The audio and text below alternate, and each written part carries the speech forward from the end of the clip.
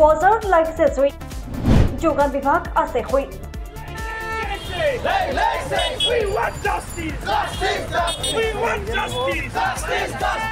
সমগ্ৰ ৰাজ্যৰ লগতে যোৰহাটৰ আয়ুক্ত কাৰ্যালয়ৰ সন্মুখত আজি সদৌ অসম ছাত্ৰ সন্থাৰ আহ্বানত সদৌ যোৰহাট জিলা ছাত্ৰ সন্থাই অত্যাৱশ্যকীয় খাদ্য সামগ্ৰী ৰন্ধন গেছ আৰু জীৱনদায়িনী দ্ৰব্যৰ মূল্য বৃদ্ধিৰ প্ৰতিবাদ সাব্যস্ত কৰাৰ লগতে যোগান মন্ত্ৰীৰ প্ৰতিকৃতি দাহ কৰে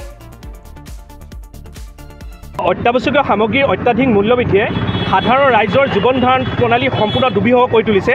এফালে চৰকাৰে 1250 টকাৰ অৰুণোদয় আঁচনি দিছে আনফালে দৈনন্দিন ব্যৱহৃত সামগ্ৰীৰ অত্যাধিক মূল্যবৃদ্ধিয়ে আচলতে ৰাইজক ৰামটাঙত ঘূৰাইছে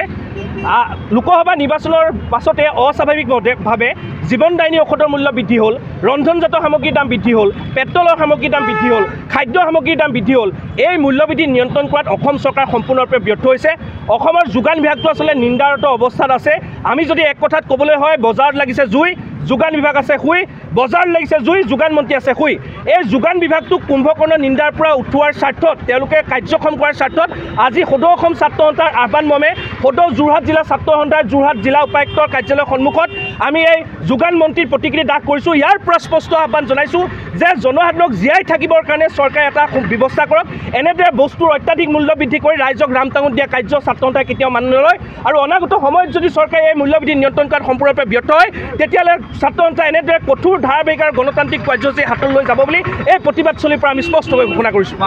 নিশ্চিতভাৱে অসম চৰকাৰৰ যোগান বিভাগটো আচলতে অচলাৱস্থা চলিছে তেওঁলোকে জীৱনদায়িনী ঔষধৰ মূল্য বৃদ্ধি কৰিছে দৈনন্দিন ব্যৱহৃত খাদ্য সামগ্ৰীৰ দাম বৃদ্ধি কৰিছে আৰু বৃদ্ধি কৰাৰ পিছত তেওঁলোকে নিয়ন্ত্ৰণ কৰিব পৰা নাই আমি সকলোৱে মন কৰিছোঁ যে লোকসভা নিৰ্বাচনৰ পাছতে অস্বাভাৱিক ধৰণে তেওঁলোকৰ মূল্য বৃদ্ধি হৈছে এনেকৈ ৰাইজক ৰামটাঙন দিয়া কাৰ্য ছাত্ৰ সন্থাই কেতিয়াও সহ্য নকৰে অনাগত সময়ত যদি চৰকাৰে মূল্যবৃদ্ধি নিয়ন্ত্ৰণ কৰাত ব্যৰ্থ হয় ছাত্ৰ সন্থাই কঠোৰ ধাৰাবাহিক আৰু গণতান্ত্ৰিক প্ৰতিবাদী কাৰ্যসূচী চলাই যাব বুলি এই প্ৰতিবাদস্থলীৰ পৰা আমি স্পষ্টকৈ ঘোষণা কৰিছোঁ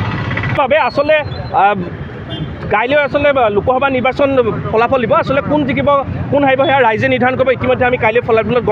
গম পামেই কিন্তু বিষয়বোৰ কি বিষয়বোৰ হৈছে জাতীয় সমস্যাবোৰ সমাধান হ'ব লাগে বস্তুৰ মূল্য বৃদ্ধি নিয়ন্ত্ৰণ কৰিব লাগে ছাত্ৰ ছাত্ৰীক উপযুক্ত শিক্ষা উপযুক্ত সংস্থাপনৰ কাৰণে ব্যৱস্থা কৰিব লাগে এই বিষয়বিলাক লৈ পেলাই সকলো প্ৰাৰ্থী আগবাঢ়ি যোৱাটো আমি বিচাৰিছোঁ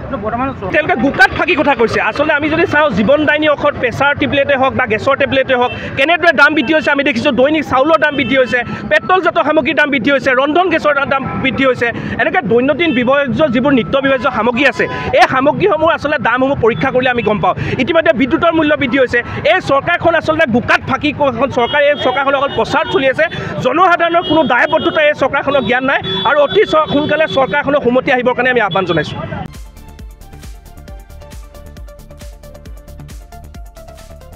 যোৰহাটৰ পৰা ব্ৰেকিং নিউজৰ ৰিপৰ্ট পাটু টাইম ডিজিটেল